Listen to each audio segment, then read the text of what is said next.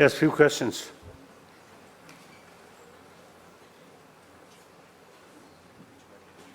Huh?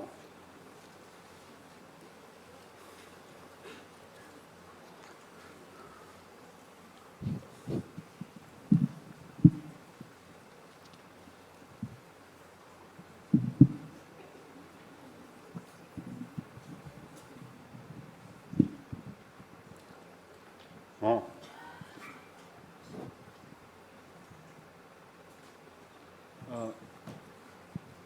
Please give one words of encouragement and advice for the growth of Singaporean Buddhist community. Correct. Singapore community. Buddhist community.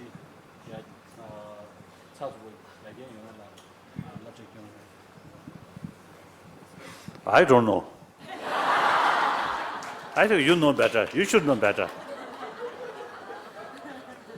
Of course, that almost like, I think, city-state. Small one, but very efficient. And I think because of the education. So that much I know. Then how to further develop, that you know. You know better. I don't know. As a lay practitioner, what is the best practice or homework we should do at home on a daily basis? As I mentioned last few days, study is the key factor. My own case, now over 75 years, but still, whenever I have time, now for example, at my breakfast, the mouth busy, but I look books, reading. Of course, if meal very tasteful, then my mind goes, I think, on the taste. But otherwise, you see, divided, like that. So whenever I have some time, I always read and think. So these books are not like history book. History book, read once, then finish. But these are philosophical books. You have to read from time to time, then think, because contemplation is a way. Contemplation. So, not easy. So, same book, after some time, after 1 year or few years, read again, you may get deeper understanding. So, you must read from time to time these important textbooks.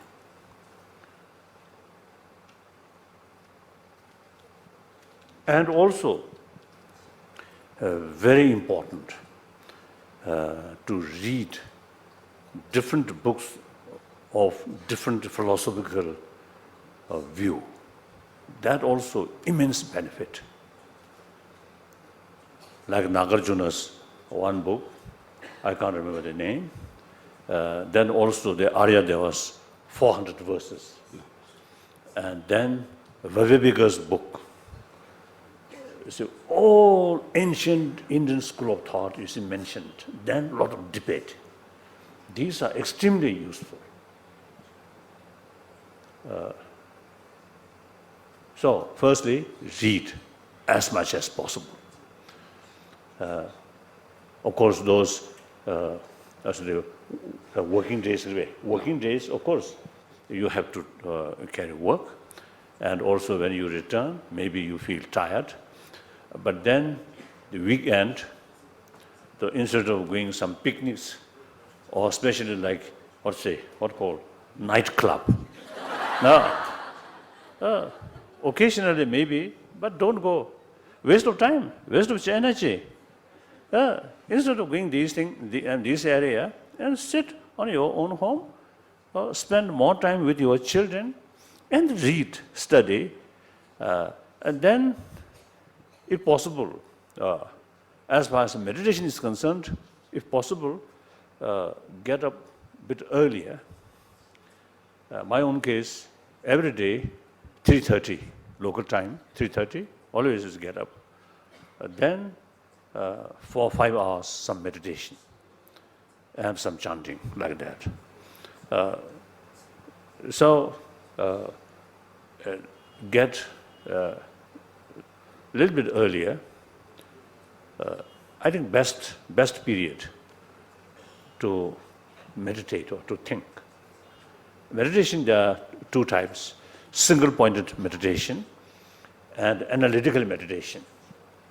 As far as my own sort of experience is concerned, analytical meditation is the most powerful. Then, as I mentioned earlier, we also need the single-pointed concentration also is necessary, like that. So then, you see, early morning, as soon as get up, you see, think about like altruism and also the emptiness. Think, and then try to remain. So traces of that sort of little experience in morning, rest of the day must keep. Kasota must remember. No, keep it. Ah. No, must keep Retain. something. Routine. Must retain. Oh. So, for example, when we, at the previous night, some bad news or something very tragedy sort of feeling, then next morning, in I think subconscious or deeper level, some impact the last night sort of the shocking news. Yes. So similarly, morning, some meditation, some analytical meditation about altruism, about the emptiness, these things, or impermanence, and try to reduce attachment or reduce anger. Then that meditation, some traces of that sort of impact of that meditation may remain whole day. So that's the way. Actually, meditation session is something like Refreshing. battery recharge. Then rest of the day, use that battery, like that. So if we makes no connection, the meditation, and then daily life, separate, then no use. Meditation, the very purpose of meditation is daily life be more meaningful, like that. Okay, next question. Although I was born in Malaysia, as a Chinese, we would like to confess and say sorry to His Holiness what mainland Chinese have done to your homeland and your people. I feel sad thinking about Tibet's plight. I sincerely hope your Holiness can return to homeland soon. What can we do to assist you in this cause? We never feel bad feeling towards Han people, never.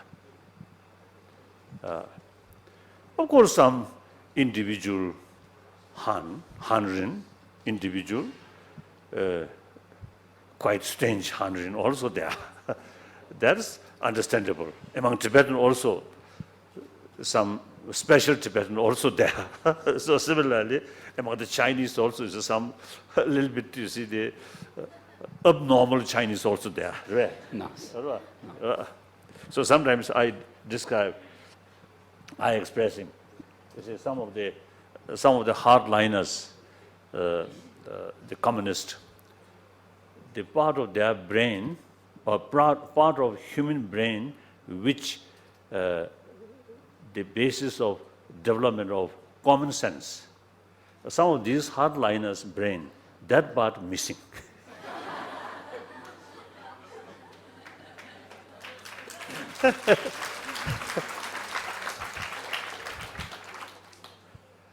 So that's why, you see, one way, of course, these people, you see, really want nice picture of China. But their very activities creates bad face of China. Right. So there's a clear sign, a lack of common sense. Just power. But you don't feel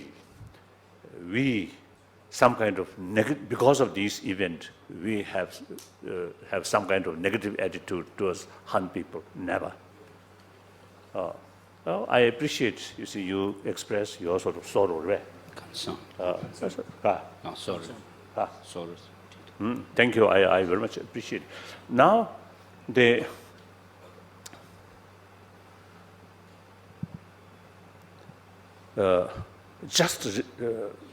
I think about 2 weeks ago, I met one Chinese from mainland China who also visited very recently Tibet. He told me in mainland China, according the official sort of the version, the Tibetan community outside very poor, very difficult. When he reached here, he spent a few days here in Meloganj, and he found people here, their livelihood quite okay, and then quite nice, quite peaceful. He found contrast.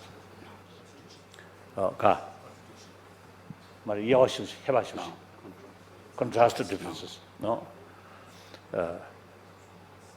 And then also, you see, another person, one occasion it mentioned to me, even graduate student, university in China, you see, many of them have the view, past Tibet, lamas and monks, also they suppress Tibetan people. Tibetan people hold people as a slave, and very cruel. So that kind of society, the Liberation Army liberated. Even the graduate university student, many of them have that kind of impression. Then that person, notice, the past Tibet, of course, not like heaven. There are many backwards, drawbacks, naturally there. But overall, I think Tibetan community, quite compassionate society. That's true.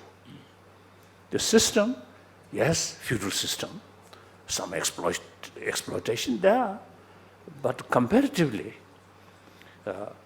more compassionate. So there's a lot of distorted information.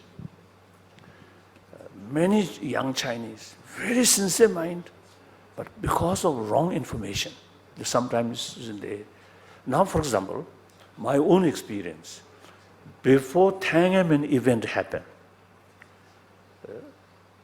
when we try to reach out, Chinese brothers, sisters in different universities, and also Chinese professors or Chinese businessmen, before Tiananmen, from their side, response, very reluctant. They always remain. One story, my officer in London, in my the representative, one day, one lady, the lady, went to Sweden embassy to get visa. In the meantime, one Chinese lady is also there, who also, trying to get visa to Sweden. So since that Chinese lady not speak English well, so my representative, who speak English very well, so she helped her. And then a short while, they become very close, Close relation, connection. Then, lastly, that Chinese lady asked her, "Who are you?" And she mentioned, "I'm Tibetan." Then immediately the Chinese burst. And Tibet is part of China, Tibet is part of China, repeating that.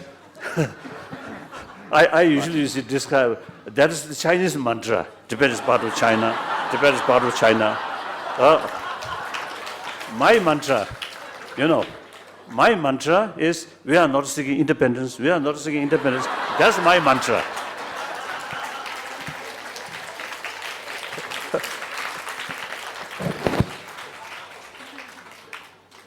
But unfortunately, both mantra not much effective.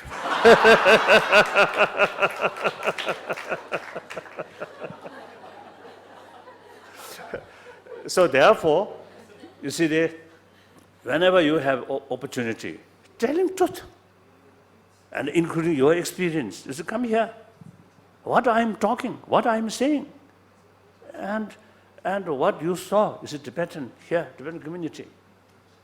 So, and Tibetan culture, Tibetan Buddhism. So that's why I always trying to explain the basic Tibetan Buddhist structure. So therefore, you see, share your fuller knowledge to more people. That's very important. And especially when you, Chinese brothers, sisters, when you have opportunity, visit mainland China, then, of course, without much risk, and tell about your experience, and tell truth. I never ask any friend, you should be pro-Tibetan. I never ask. Please be pro-truth. All those Tibetan supporters in America, in Europe, or Latin America, like including BBC, I always say, I do not consider you are pro-Tibetan, but you are pro-justice. So you should be pro-justice. So as long as our struggle, reasonable, non-violence, reasonable, and something mutual benefit, support us. If we go extreme, then you must against us. Thank you.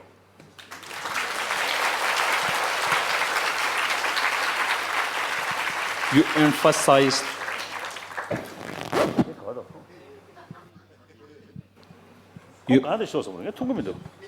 I cannot see your face.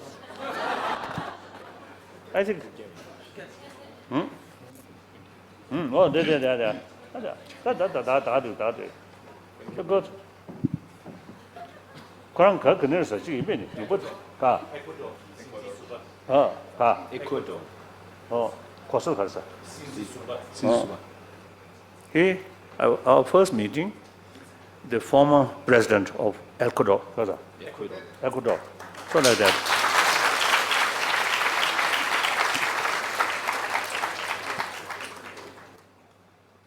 So he is not Buddhist, but genuine good Christian.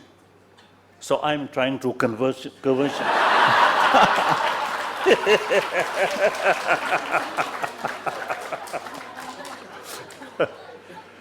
So like that. Now, next question. You emphasize the importance of harmony and respect between different religions. What is your view on aggressive conversion methods by certain religions to convert believers of other faiths to their own faith? As far as conversion is concerned, not good. Religion supposed to bring freedom, individual. So they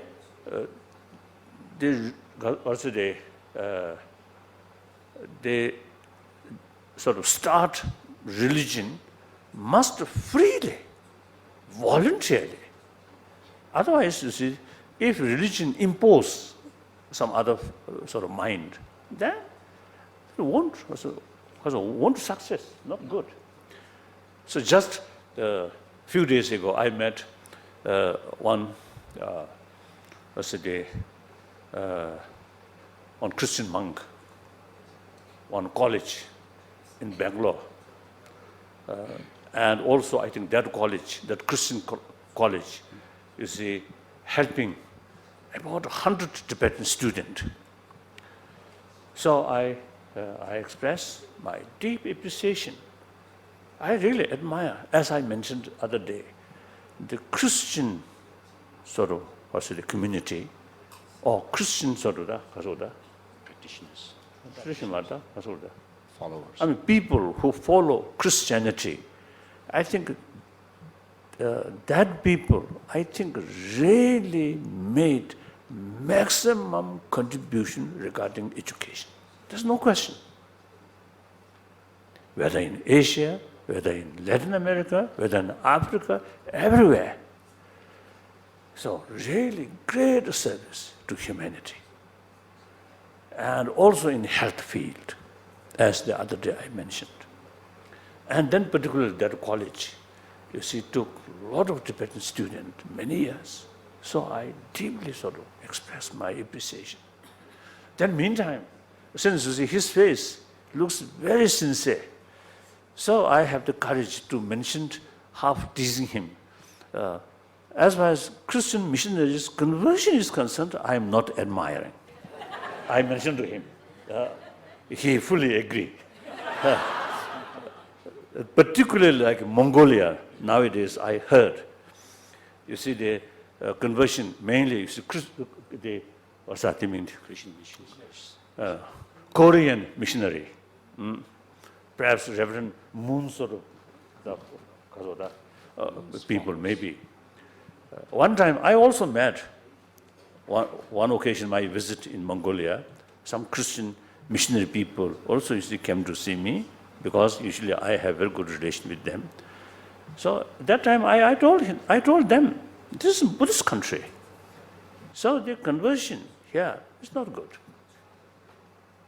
My own sort of case, in the West, when I give some lecture on Buddhism, I always made clear, it is better to keep your own tradition.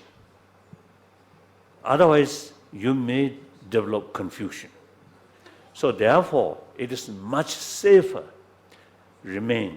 keep your own tradition. I think the other day I mentioned briefly, so that's very important. You see, one's own century-old tradition is very much sort of fit. Your cultural heritage also very much mixed with the faith. So therefore, European culture very much sort of influenced by Christian faith. Therefore, it's much better than Tibetan and Mongolian and Himalayan region. Their whole culture very much influenced by Buddhism.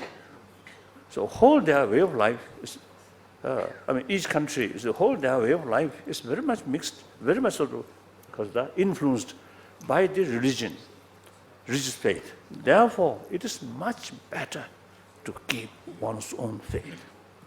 So therefore, I told those Korean missionary people on their face, I told, I appreciate your work for health, for education, but the conversion is concerned, it's not fit. This is a Buddhist country. I told them. So that's my view.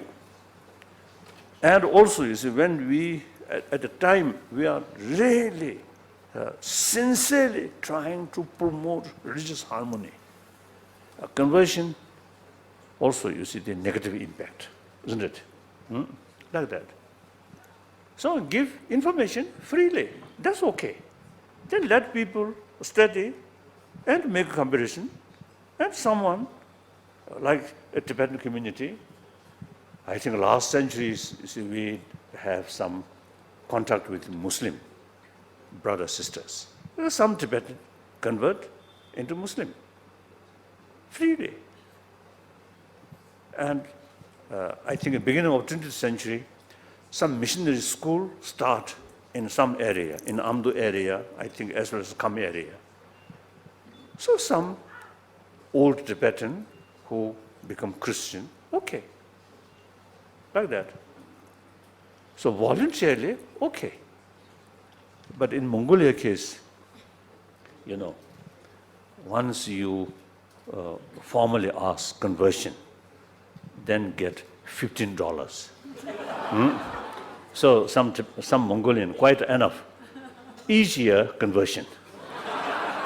So each year $15 get. So these are silly. That's my view. Yes. Then next. I don't know how to chant or read scriptures, as well as have never chanted mantra. I know only one thing, that is to offer and help other people around me. So can I think that is practicing Dharma? What is yes? Chanting.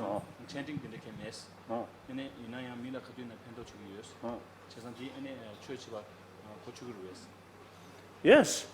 Action is more important, as I mentioned earlier. So you see, helping other people, serving other people, particularly needy people. So where nothing expect from them. That's a real service. That's a real sort of helping, isn't it? So that's more important than chanting or some ritual. So, How do we balance practicing bodhicitta with being successful in modern world without giving up the material world? You see, material facility also necessary. I also use like this shoe. I think made in China or somewhere, I don't know.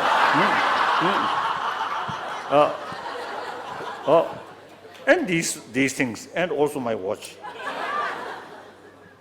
Like that. This is no problem. As far as survival comfortably, our body, these modern facilities are very useful. So there's too much greed. You see, when you get, say, $1,000, then still you want 10,000, 100,000, a million, 100 million, 1,000 million, or billion, 10 billion. Greed, no limit. Sometimes I jokingly say, telling some rich family, or public talk, I mentioned, no matter how you rich, and those richer family people, you see, usually fund, diamond ring like that, isn't it? Those rich people also only 10 finger. And size of stomach also same. So you see, poor people, size is same, 10 finger same. So those richer family, you see, even you can buy 1,000 ring. Where you put? Only 10 finger, isn't it? Each finger, I think 2-3 rings looks very bad. 1 or 2, okay. Too many, bad. So therefore, useless. Basic necessity for survival of this body, and lay people, maybe little ornaments are there. Ornaments. Little ornament, okay. And little what's it? Cosmetic or something. Little okay. But then is there some ladies really eye become green. That I think, as far as to me, it's not beautiful.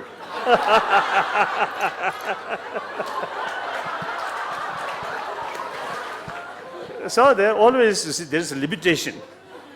I usually say telling people, as far as material value is concerned, anyway, there is a limitation.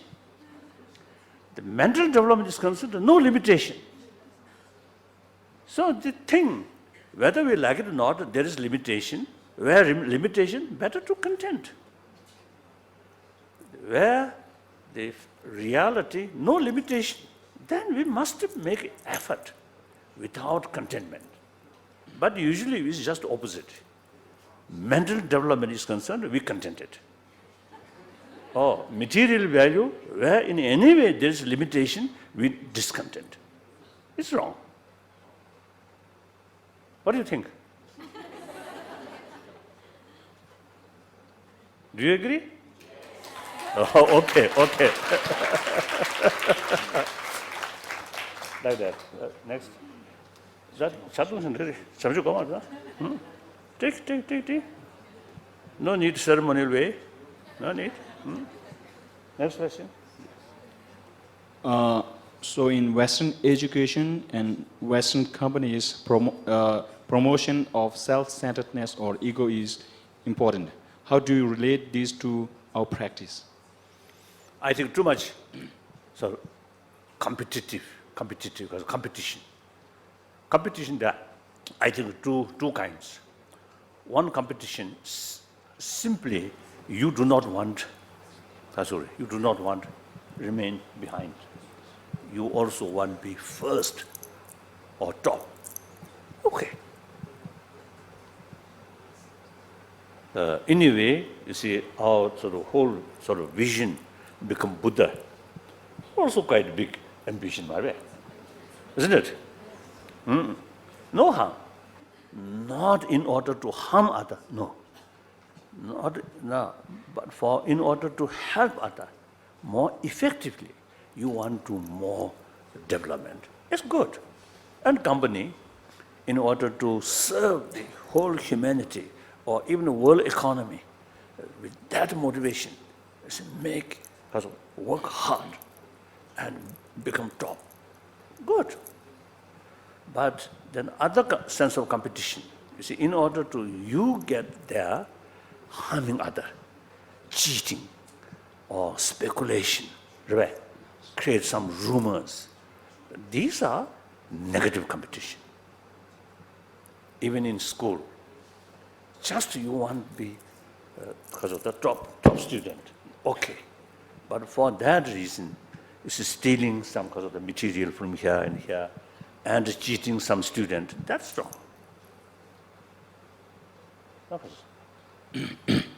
Coming from a part of the world experiencing constant turmoil, part of the world experiencing constant turmoil, world.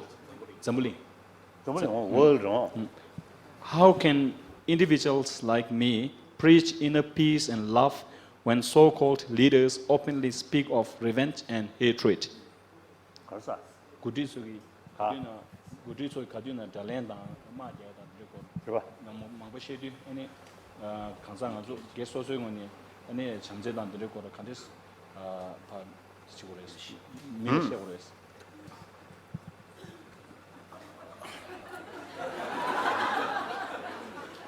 Maybe blessed. Some water come.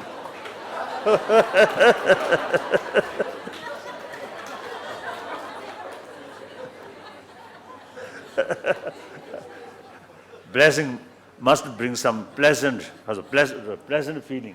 But just drop not pleasant feeling.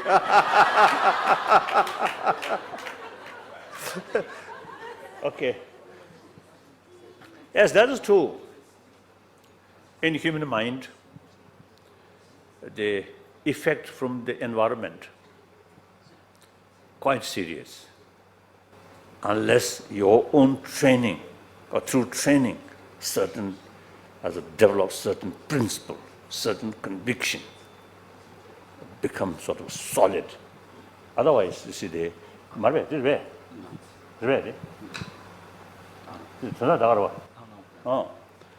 the influence from others, quite serious.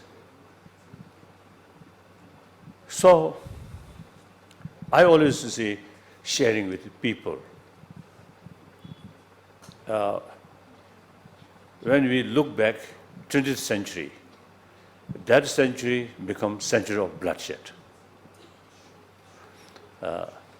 And according to some historian, in that century, over 200 millions of people killed through violence. including civil war. So then, problem is still there. Therefore, like the Iraq crisis, these things happen. The immense bloodshed failed to solve problem, failed to bring real peaceful world. So what we learned from that, if we still use violence as a method to solve problem, it's absolutely wrong. The problem remain there. So long we human beings remain there, some problem is always there. So therefore, problem remain there, and the way of to solve the problem using violence also fail. Now only alternative is through dialogue, through talk. And the sense of I should win, doesn't matter what they get. That kind of attitude now must change. It is impossible. Whole nearly 7 billion human beings sharing the same planet, sharing same environment. And the global economy is everybody's interest. Everybody's livelihood related with that. So the concept of we and they is gone. We must consider whole humanity should be part of we. So the very concept of war based on strong division, we and they, isn't it? In order to win we, no hesitation to defeat them. Right? So now the reality, whole world become part of we. So no room to use force. Like, you see, whole world like one body. So if you get some pain here, then hit or cut. Foolish. Still this is part of my body. Like that. So some part of the world, some problems there, but still part of the world, part of me, part of we. Accordingly, we have to solve that way. So that's a dialogue. Respect others' interest. Not only think one's own interest should get 100%. Now impossible. Say 50%, if possible 60%, other 50%. Otherwise, you see, no possibility to one side to win, one side defeat is impossible.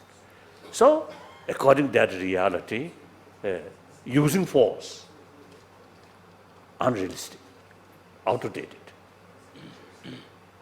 So the only thing is through dialogue.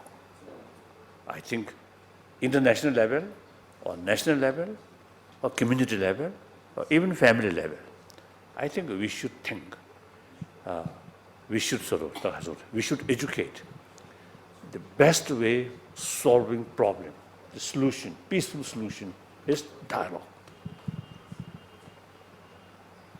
So often you see, I share people from kindergarten, we should teach student from kindergarten. Whenever we face problem, disagreement or conflict about this potential of conflict, then the only way solve the problem through dialogue. So through education, students get the full awareness, importance of dialogue, so that the concept of dialogue is should be first reaction when see some problem. How to solve this through dialogue? Usually, when we face some disagreement, some conflict, the first reaction from human mind, human emotion, how to solve this force, use force. That's wrong. So now we must change that through education.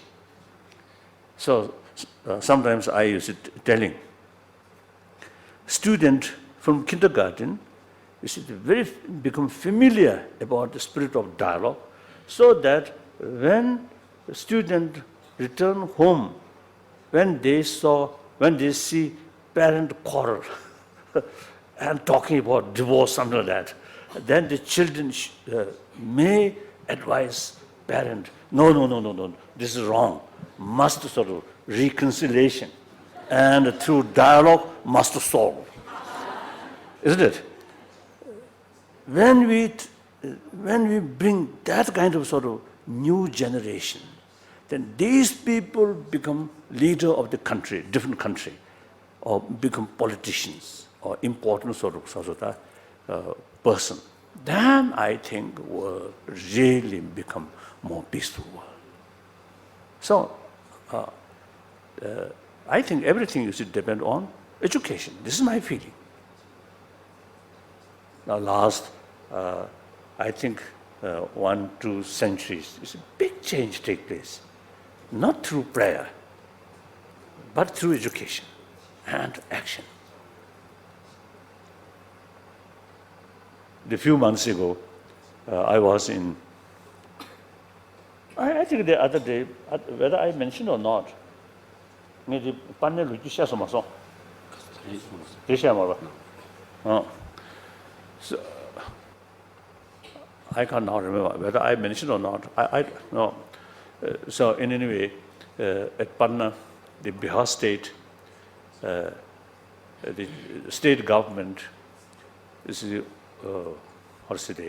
built huge Buddhist temple in Patna, the state capital. So they invited me, and Chief Minister himself usually came to see me and invited me. So I accepted. Bihar state is from the Buddhist world. The Bihar state is something very important. Buddha Gaya there, like that. So when we carried the function, Chief Minister mentioned with Buddha's blessing, the Bihar state will develop, Flourish, prosper. prosperity. He mentioned that. So then, my turn talk, because I know the Chief Minister very well. So I teach him, if Buddha's blessing can build prosperity, Bihar state, then Bihar state much earlier will develop. Should be. Because Buddha's blessing always there. But till Chief Minister, active Chief Minister come, Buddha's blessing not much effective. So Buddha's blessing must go through human being's hand, I mentioned, like that. So effort, water. I think last few, 2 centuries, maybe. Education really brought big change.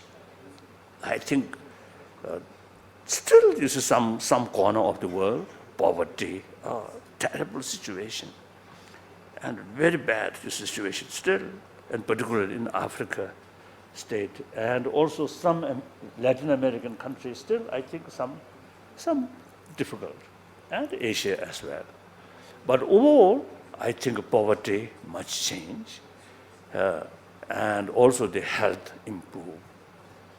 All these really, take place because of the education. Education. Yes. And technology. I think really benefit. So education is very, very important. This is my view. So in America, also in Canada, number of occasions, including some Nobel laureate and expert, scientist, and some educationists, some chancellor, some teachers, some thinkers. There's many occasions we discuss how to, now everybody agree, our society, particularly affluent society, the material thing is much advanced, but still in the society, under beautiful surface is underneath some kind of restlessness and some kind of difficulties. And it's like Japan, economically highly developed, but now suicide rate increasing. In Dharamsala area, I think suicide, maybe very, very few. Those bigger cities, life, very rush way. No, it's fast. Fast. And then a lot of competition. So many occasions, the unanimous sort of same view, unanimous view, the modern society, there is modern society lacking human affection. That's why you see these the difficulties, loneliness, depression, finally suicide, and also some senselessly killing. These things happen, mainly due to lack of affection in the society, in the family, like that. So the many occasions now, some specialists actually, you see, working some kind of curriculum, Programs now. some kind of program, how to educate about warm-heartedness or moral principle without touching religion. Some people have the view moral ethics must be based on religious faith. Then it becomes very narrow. Look, India. Why? Indian constitution, you see, based on secularism. Because this country, the almost whole world major religious tradition all exist in this country last more than 1,000 years. So the India's sort of the constitution, if you see based on one religious faith, then difficult. So therefore, there's only way secular. In some my Muslim friend and also some Christian friend, you see, they have a little bit reservation about the word of secularism. So I often, you see, telling them, according Mahatma Gandhi, according Indian sort of constitution, secularism does not mean disrespect about religion, but rather respect all religion. No preference in this religion or that religion. And also according the former Deputy Prime Minister of India, Mr. Advani, once see, we talk about spirituality, then he mentioned in ancient time in India, there's one school of thought, Charvaka, that's nihilism, the view or philosophy of nihilism, nihilistic sort of view. No next life, no God, no spirituality, nothing, just this life. And material value, nothing. So that's Sanskrit word Charvaka. So he mentioned that Charvaka school of thought, all the Indian traditions, you see, condemn, or criticize, argue. But those people who keep this view refer Rishi. Rishi means Sage. Sage. Sage. So that means philosophical viewpoint consider nihilistic view bad, criticize. But person who holding that view refer sage, respect. So he mentioned, you see, India secularism means even non-believer in ancient time, respect them. So in modern time also, those people who believe, who Rejected. no belief about faith, any faith, we must respect them. So that's secularism means. So therefore, I think obviously in education system, we must the way educate about moral principle must be through secular way. So that already some serious discussion, some my American friend and also Canada. I think 2 years ago, I think 1 year ago, so I was in Canada, Quebec.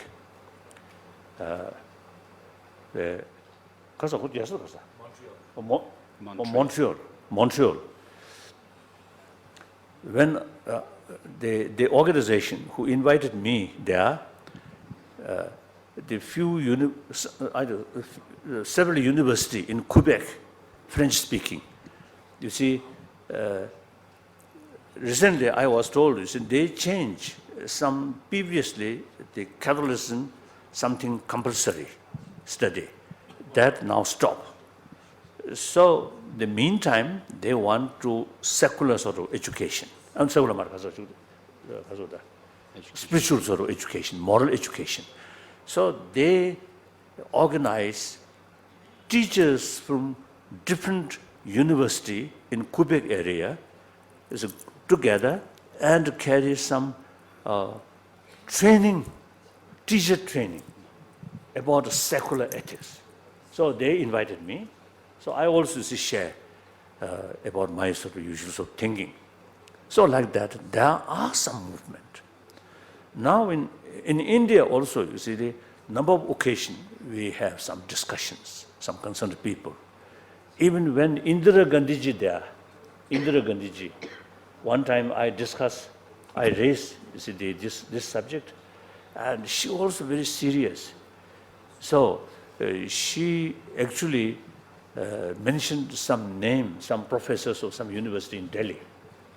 But then soon she disappeared, she killed. Like that.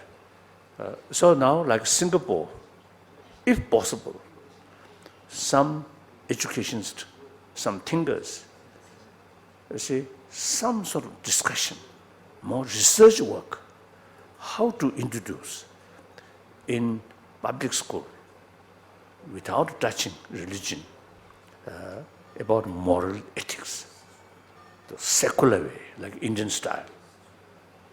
Then, say, one school adopt that sort of the new curriculum. Then see, after 5 years, 10 years, whether there is some sort of positive result or not. If not much sort of result, then no need carry. Dropped away. Dropped. If you see some positive things there, then expand 10 schools, 100 schools. I think that we can do, isn't it? Like that. So the key thing is education. This is my feeling. So now, 2 o'clock. Yeah, question. If Your Holiness were not the Dalai Lama, what would you have liked to be? Perhaps, I think that's Kasa. Hypothetically. Hypothetical. Hypothetical. That is a silly question. Already here, whether I like or not, I got the name of Dalai Lama. Next question.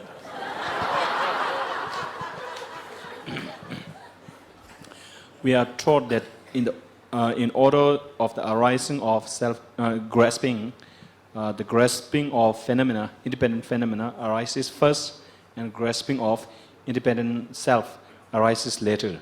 But in order of realization, the selflessness of person is understood first, and the selflessness of phenomena is understood after that. Can you please help to clarify this point? 가사 지금부터 버갈리다. 당면인 당진이 기린나니 추기 당진이 이렇게니 가사 당지 제르기 모르고스 아니 담에 토링원도 전화 가사 담에 니에로 또네 추기 담에 제로 또로 수는데 두스 깨물을 좀 공식 하리나. Whenever we develop feeling I, it never happened without sort of some feeling of body.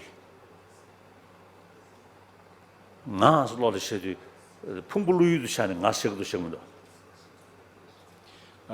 When the concept I arises within you, do you consider your physical part when you think of I? Usually, this solid physical and feeling of mind, on that basis, feeling of I come. So, firstly, grasping the body, independence of body, then that act like basis that develop the grasping self. But then when we investigation, firstly, I, self, because obviously, comparatively, body, now we can touch. This is my body. And mind, you can actually feel. But I, not that. Some kind of invisible, isn't it?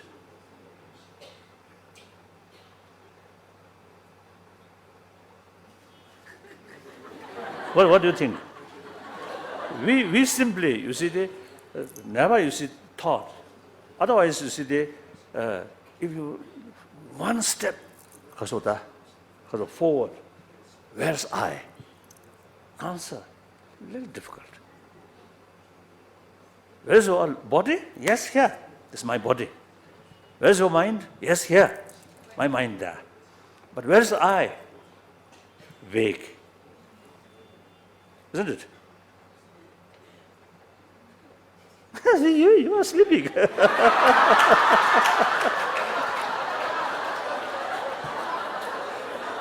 What do you think? Something like that, isn't it? Conceptual, talk about the air. So, can you talk about shy understanding? They want you to talk about talk about shy about the So this can only appear to your conceptual mind. It cannot be seen by senses. So, comparatively, body, mind, I is little invisible, vague. But, you see, nobody deny there is I. Right? Nobody deny. I is there. It is reality. No argument. But then, meantime, investigate not like body and mind, something a little bit vague. So, it's easier to get understanding I without sort of solid thing. But we can accept existence of I. So, therefore, when we investigate first on I, then once we get some experience, such as I or self, without touching pinpoint, right? Without a base pinpoint, but we can accept mere existence, mere designated existence of I. So then your body, where is my body? This is part of my body. It's part of my body. This is also part of my body. Where is body? go like that, then again you cannot find. So there finally then, finally, you see this, like arm, right? Hand. This is not hand. This is also part of hand, not real hand. Without this, also not hand. So this is part of hand. This is part of hand. Now where is the hand? No. We can't pinpoint. Then one finger, upper part, middle part, lower part, which is real finger? No.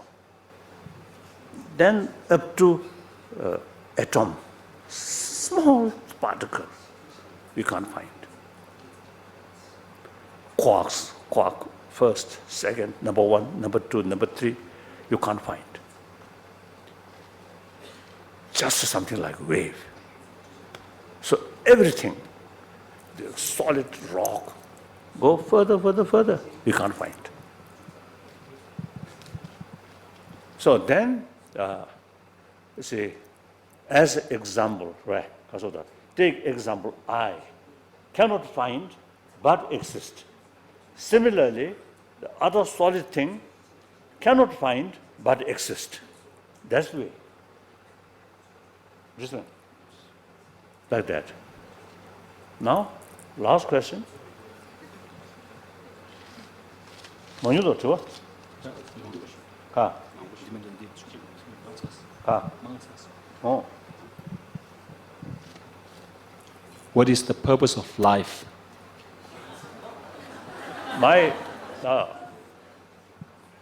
Generally, my answer is happiness. So religious people also, they try to get, now for example, the person who practice Buddha Dharma, particularly the Nagarjuna's teaching, the purpose is to get the highest level of joyfulness, permanent peace. Then those cruel people also, you see, they doing all sorts of negative thing meant for joyful, happy life, isn't it? So a small insect moving for want something good. When one end come, if our finger go like that, he or she immediately, you see, they cautious. So these tiny beings also, you see, have the same sort of desire. Want more peace, do not want disturbances. Same. All entire sentient beings same. So I have some reason. You see, our life very much based on hope. So some failure happen, some tragedy happen. If the person still keep hope, then he or she survive. But due to some sort of tragedy, some difficulties, then give up hope. Then that mental attitude itself shortened our life. Then worst case, completely hope, because of completely lost hope. Then even suicide also take place. Therefore, our survival entirely based on hope. No guarantee good future. Future is like space. Anything can be possible. But we keep hope. Isn't it? Hope, you see, keep our life. So there are hope for the best, for good. So therefore, very purpose of our life is happiness, joyfulness. This is no argument, no debate. So that's my view. Of course, different sort of religious view, there are also some different sort of explanation maybe, but common. As I mentioned, using common sense, that I feel the entire sentient being have, I think their existence, I think very purpose of their existence is happy life. That's, I think, no question. And among the audience, are there any scientists who carry certain sort of research work? No. Or biologists? Some biologists? Good. Good. Then I want, you see, one question. You know, the silly question again, maybe a silly question. You know, many occasions I express that, and particularly one occasion in Oxford University. You see, my talk, in the front sort of seat, some Oxford professors, you see there. Then I put one question. Of course, my sort of talk, and then some connection. I mentioned about compassion, these things. One my curiosity, still I don't know, that is the sort of appreciation of affection. That is, of course, we have. And dogs, cats, and birds, if we treat them nicely, they appreciate, isn't it? Now, tiny insect like mosquito. You see, some occasion, when my mood is good, then also, you see, there is no danger of malaria. Then I give some blood, mosquito. The looks, you see, he or she, I think some say she, isn't it? Who egg, they take blood. So, as far as mosquito is concerned, the female are more aggressive.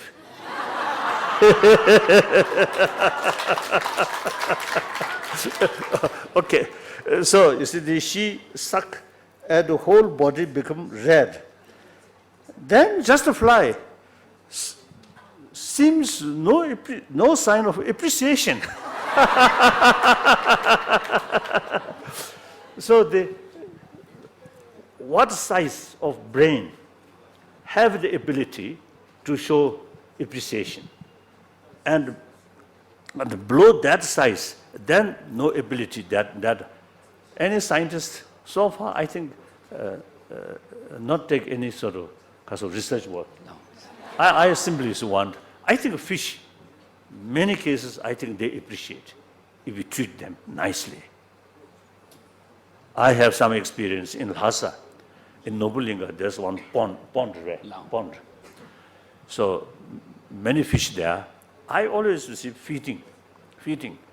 Then, you see, when you feed them, sometimes they play. They show there some kind of the ability to really fly like that. And whenever my kasuta steps where, footsteps, right? Footstep, top, like that. They immediately come. They know who's going to feed them. So they also have some ability to show appreciation and friendliness attitude, isn't it? Like that. So, thank you very much.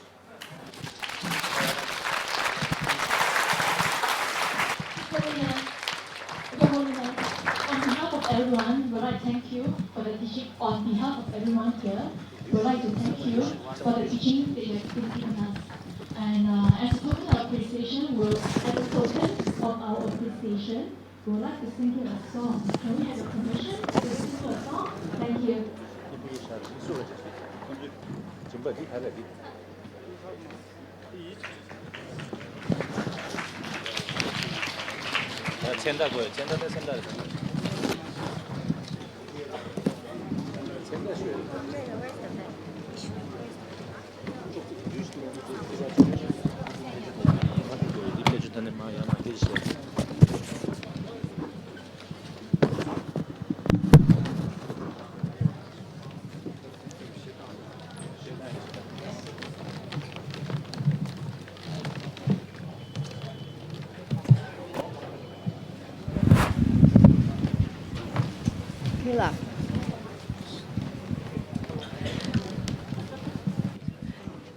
遥远的喜马拉雅，那远有布达那，悉图存真主可解脱尼菩萨，为度众生慈悲化身。尊贵的天津真主，弘法利生妙见相，大地佛路甘露自众真土，真土流流的解脱。达赖喇嘛，达赖喇嘛，你何时来临中华？愿你佛心事业路路通，犹如阳光遍照大地。达赖喇嘛，达赖喇嘛，你何时来临中华？愿你早日回到你家乡，愿你寿命